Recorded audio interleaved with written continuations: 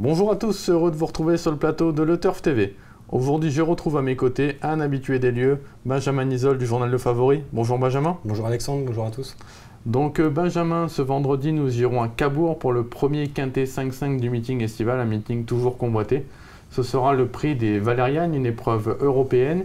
Ils seront 16 concurrents de 6 à 10 ans à s'affronter sur les 2850 mètres de Cabourg, tout en sachant qu'il y aura 2 poteaux de départ.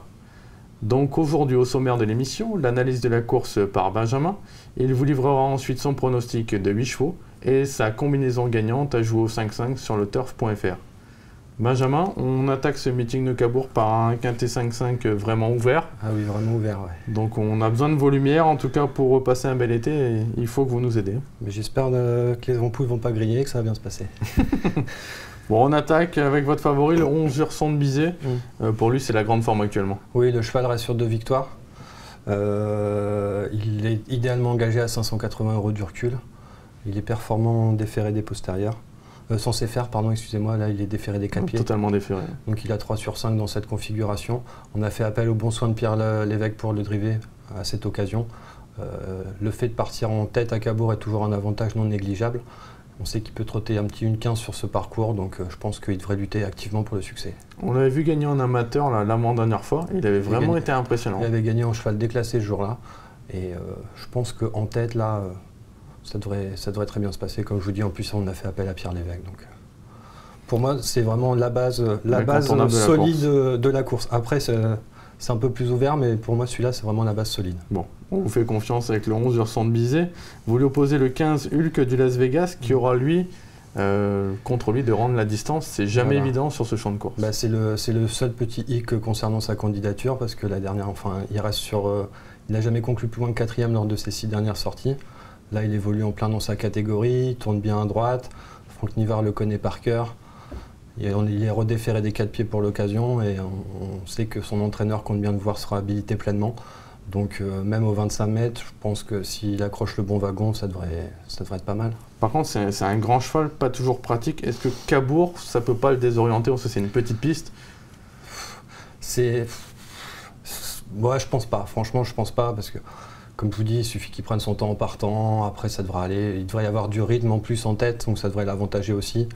Donc moi je pense pas que ça devrait jouer en sa défaveur, mais comme je vous ai dit, Franck Nivard c'est s'en servir à merveille, donc je compte sur les lumières de Franck Nivard. Bon, et puis comme vous l'avez dit, hein, c'est vraiment un excellent droitier. Par contre, ce sera Eric Raffin.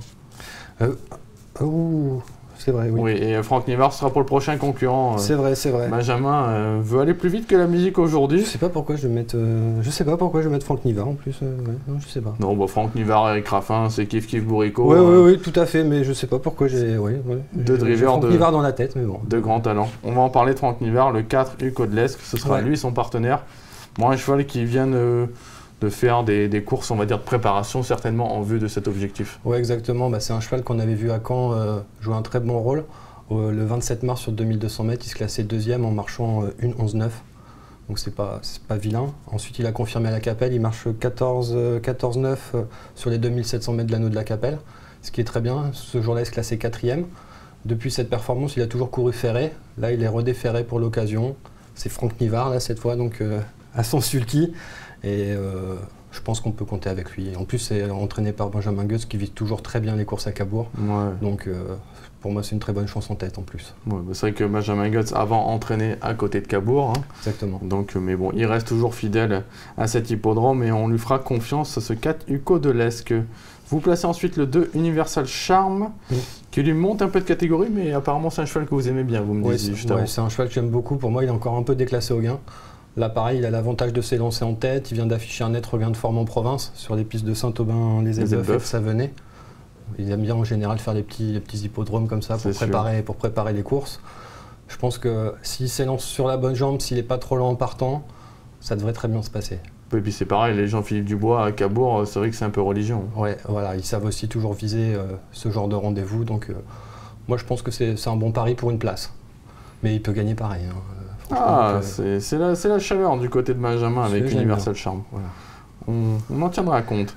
Le 12 Unix du Mont-Seine maintenant, c'est pareil, c'est un petit outsider valable. On va revoir sa dernière course sur les programmes d'Ecomois.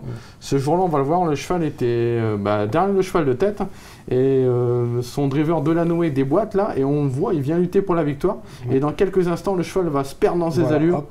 Là, il se perd dans ses allures, il le remet. Malheureusement, il va retomber dans ses travers. Voilà, c'est vraiment dommage parce que je pense qu'il aurait donné chaud au gagnant. Il faut savoir que ce jour-là, c'était Tsar de l'Esque qui s'imposait. Et on avait quand même un certain Tom Roche qui terminait deuxième. Tom Roche, dans une course comme ça, il aurait vraiment une bonne chance. Il aurait une bonne chance de figurer à l'arrivée, en effet.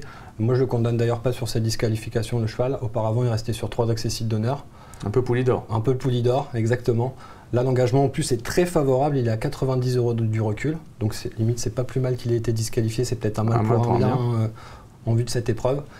Et vu la qualité de l'engagement, la forme, malgré sa disqualification, moi je pense qu'on pourra compter avec lui pour les accessites. Et puis chose très importante, contrairement à beaucoup d'autres dans cette épreuve, lui a déjà bien couru sur le parcours. En plus, ce qui est un avantage non négligeable dans cette catégorie.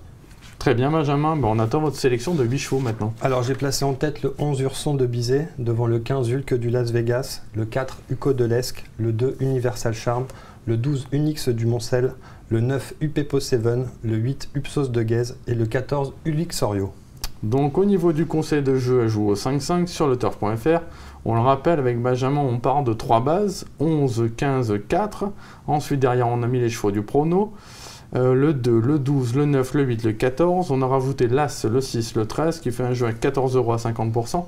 Comme on l'a dit en début de l'émission, une course ouverte. Vaut mieux ouvrir ces jeux en partant à tout prix, en tout cas en base du 11 Urson de Bizet. Oui, tout à fait. Exactement. Moi, je partirais vraiment des 2 chevaux de devant, du 11 et du 4. Forcément, le 15 est incontournable, que du Las Vegas. Mais je privilégierais les chevaux du premier poteau, essentiellement, pour prendre des bases. Un cabourg toujours important de partir en tête. Exactement. Benjamin, en tout cas, merci beaucoup. Et puis à très bientôt sur ce plateau, vous connaissez le chemin de toute façon. Ouais, je crois que je commence à avoir l'habitude. Ok, allez, bon jeu à tous. Au revoir. Au revoir.